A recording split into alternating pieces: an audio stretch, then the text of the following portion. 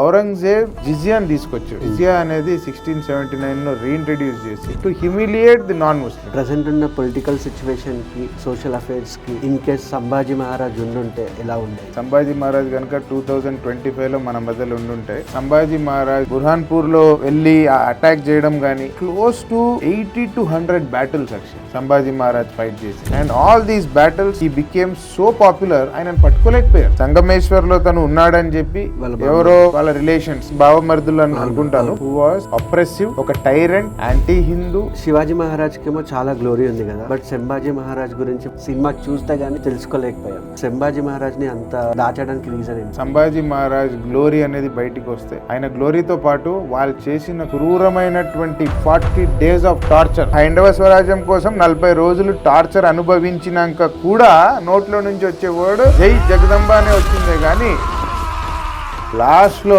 తన బాడీని ముక్కలు ముక్కలుగా నరికేసి అక్కడ ఒక రివర్ లో పారేశారు. శివాజీ మహారాజ్ కి సంభాజీ మహారాజ్ కి చాలా మిస్అండర్స్టాండింగ్స్ ఉన్నాయని చెప్పి విన్నాము. ఏం జరిగింది అసలు అక్కడ? ఫాదర్ అండ్ సన్ అనే ఒక ఈక్వేషన్ ఇవాళైనా ఆ రోజైనా అభిమానంతో కూడినటువంటి, కొంచెం ఫ్రిక్షన్ తో కూడినటువంటి రిలేషన్. శివాజీ మహారాజ్ అంటేనే ఒక డిసిప్లిన్. సన్ అయినా సరే, ఎవరైనా సరే, indiscipline will not be tolerated.